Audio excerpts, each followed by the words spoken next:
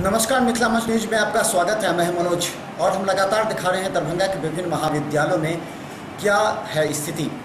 शिक्षा के गुणात्मक पहलू पर किन महाविद्यालय के प्रचार की ध्यान है। हम लगातार आपको विभिन्न महाविद्यालयों के प्रचार और महाविद्यालय के अंदर के वातावरण को हम दिखा रहे हैं।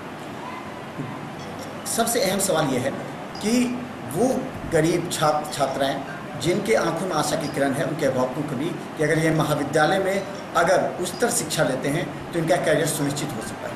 हम आज हैं डॉक्टर नागेंद्र झा महिला महाविद्यालय में, हमारे साथ प्राचार्य डॉक्टर R.K. राय हैं और लगातार इन्होंने इस महिला महाविद्यालय के विकास के लिए कार्य करते रहे हैं, चाहे कि भवन संबंधित हो या फिर एडमिनिस्ट्रेशन हो या फिर जो क्वालिटी एजुकेशन हो।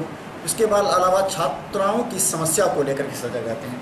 तो सबसे पहले जब आप यहाँ आए थे उस समय क्या मुख्य समस्या लग रही थी आपको? सबसे मुख्य समस्या पहले हम लोग जब यहाँ आए तो हम लोग के इंफ्रास्ट्रक्चर की बहुत कमी थी और स्टूडेंट की अनुपात में यहाँ छात्राओं के बैठने की सुविधा नहीं थी, भवन नहीं थे। सबसे फर्स्ट प्रायोरिटी हम लोगों ने तब दिया कि सबसे पहले महाविद्यालय का इंफ्रास्ट्रक्चर कैसे बढ़ेगा और पठन पाठन की सुविधा उनको कैसे मिलेगी छात्राओं को, इसकी ओर हम लोगों ने ध्यान दिया। और इस दिशा में हम धन्यवाद देते हैं UGC को और बिहार सरकार को, जिनके सहयोग से महाविद्यालय को अभी फिलहाल पर्याप्त मात्रा में इंफ्रास्ट्रक्चर पूरा बनके तैयार हो गया है और छात्राओं को पठन पाठन की सुविधा पर्याप्त मात्रा में मिल रही है। अच्छा, क्या आपको NAAC से ग्रेडिंग की भी तैयारी कर रहे हैं आप इसके लिए? हमको विगत पिछले दिसंबर में NAAC का एक्रीडिटेशन हो गया और उसमें इस महाविद्यालय को B++ ग्रेड मिल गया है और इसके लिए हम अपने महाविद्यालय परिवार के सभी सदस्यों को मैं धन्यवाद देता हूँ। खासकर पहले और छात्राओं में कितनी संख्या बढ़ी है? छात्राओं में दिनों-दिन छात्राओं की संख्या महाविद्यालय में बढ़ती जा रही है। इसका कारण ये है कि इस महाविद्यालय का एकमात्र पहचान ये है कि हम लोग नियमित रूप से वर्ग संचालन करते हैं। छात्राओं के पाठ्यक्रम को पूरा करने के लिए स्पेशल क्लास का अरेंजमेंट करते हैं। इसका परिणाम ये हुआ कि छात्राओं का झुकाव इस महाविद्यालय में नामांकन के लिए दिनों दिन बढ़ता जा रहा है और आज के डेट में 5000 से अधिक छात्राओं का नामांकन इस महाविद्यालय में हो चुका है। प्रत्येक दिन कितने वर्ग का संचालन होता है? खासकर कहा जाता है कि महाविद्यालय ऐसे हैं जहां शिक्षकों की अनुपस्थिति की वजह से नियमित वर्ग का संचालन नहीं होता है, तो ऐसे में अभिभावक को संतुष्ट करने के लिए कितने वर्ग का संचालन प्रत्येक दिन महाविद्यालय का जो समय सारणी है उसमें 8 कक्षाएँ लगती हैं और सबसे अहम बात इस महाविद्यालय के लिए है कि हम लोग ऑनर्स की कक्षाओं में हर एक ऑनर्स के लिए ट्यूटोरियल क्लास की व्यवस्था किए हुए हैं और टीचर की संख्या पर्याप्त मात्रा में है, जिसका परिणाम ये होता है कि यहाँ वर्ग कभी बाधित नहीं होता है। यदि कोई शिक्षक छुट्टी में जाते भी हैं तो वे अपने वर्ग की वैकल्पिक व्यवस्था करके ही छुट्टी में जाते हैं, जिसके कारण वर्ग कभी बाधित नहीं होता है और छात्राओं का पाठ्यक्रम पूरा हो जाता है। खासकर अब 11th में एडमिशन का जो प्रक्रिया के बाद किस तरह का वर्ग का छात्राओं को इस महाविद्यालय में आकर्षण किस विषय को लेकर के है और खासकर हम बता दें कि पार्ट 1 में किस तरह की तैयारी चल रही है? अभी जो हम लोग ट्रेंड देखे हैं उसमें छात्राओं की झुकाव अब कॉमर्स पढ़ने की ओर अधिक होती जा रही है।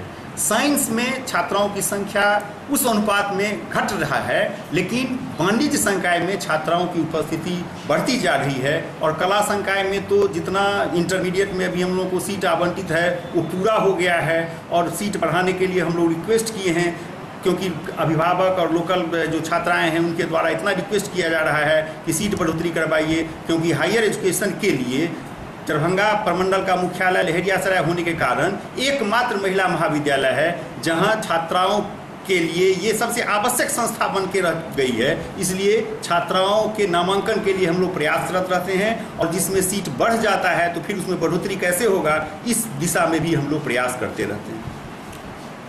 तो हम बता दें कि डॉक्टर नागेंद्र झा महिला महाविद्यालय को पहले भी हमने बताया था कि यहाँ वृद्धहस्त है, यानी कि पहले के एक पूर्व मंत्री लगातार इस पर यहाँ पर निगरानी रखे हैं, यहाँ की समस्याओं के लिए ज़्यादा अवगत भी रहे हैं।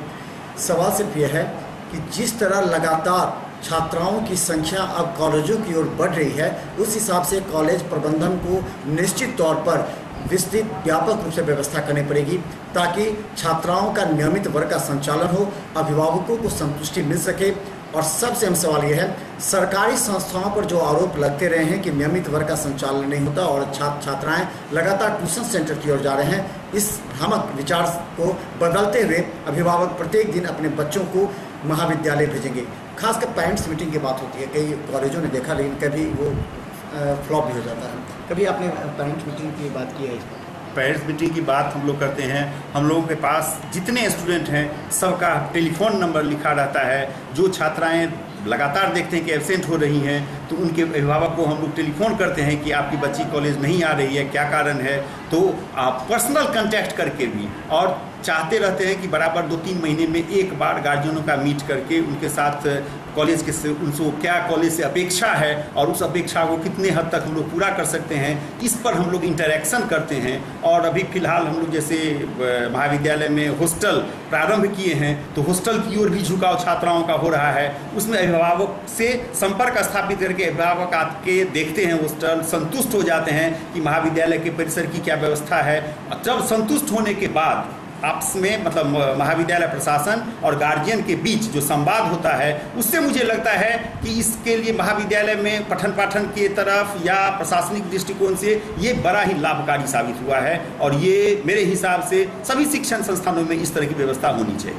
हॉस्टल की क्या व्यवस्था है? कितने स्टूडेंट हैं अभी आपके पास? अभी मेरे यहाँ 15 स्टूडेंट अभी इसी सत्र से नामांकन शुरू किए हैं। दूर दराज की रहने वाली छात्राएं जो हैं, जो घर पे रह के अभी पढ़ रही थी, जो ट्यूशन नहीं पढ़ सकती थी, उनके लिए वो कहते हैं कि हम लोगों के लिए तो वरदान साबित हो रहा है। बड़े रिमोट एरिया की लड़कियां भी आई हैं और उनको हम लोग महाविद्यालय प्रशासन से जो सुविधा हो रहा है उनके लिए हम लोग कर रहे हैं। और निकट भविष्य में छात्राओं की संख्या बढ़ेगी, हॉस्टल का भी हम लोग विस्तार कर रहे हैं और इस दूर दराज की छात्राओं को प्राथमिकता के आधार पर उसमें हम लोग नामांकन लेंगे। तो धन्यवाद। आज हम आपको दिखा रहे हैं डॉक्टर नागेंद्र झा महिला महाविद्यालय की पूरे परिवार और खासकर प्राचार्य के द्वारा इस महाविद्यालय को किस तरह गुणात्मक शिक्षा से लेकर छात्र एवं अभिभावकों का आकर्षण अपने महाविद्यालय की ओर आकृष्ट करने के लिए किए जा रहे प्रयासों को लगातार हम बता रहे हैं कि अब नामांकन की प्रक्रिया काफ़ी बदल गई है। अब आप ऑनलाइन ही नामांकन, ऑनलाइन ही एडमिट कार्ड ले सकते हैं। ये सबसे बड़ी सुविधा। क्या लगता है इसका असर देखा गया है? इसका असर हम लोगों के कार्यालय पर उसका प्रेशर बहुत कम पड़ा। मैन पावर की अब समस्या नहीं रह जाएगी क्योंकि इतना बढ़िया से सुचारू रूप से ये चल रहा है। क्योंकि फर्स्ट टाइम ऐसा हो रहा है तो कुछ दिक्कत अभिभावक को भी लगता है अभी हो रहा है, लेकिन ये बहुत कारगर साबित होगा और इसमें टाइम कम लगेगा, टाइमली सब काम हो जाएगा। परीक्षा हो कि रिजल्ट हो, इस पर इसका रचनात्मक प्रभाव जरूर पड़ेगा। अच्छा, आप अपने महाविद्यालय में कल्चरल प्रोग्राम या फिर अलग एक्स्ट्रा एक्टिविटीज, करिकुलम एक्टिविटीज़ के लिए किस तरह का इस महाविद्यालय में सबसे पहली बात तो ये मेरे यहाँ एक यूनिट एनएसएस का है, एक यूनिट एनसीसी का है।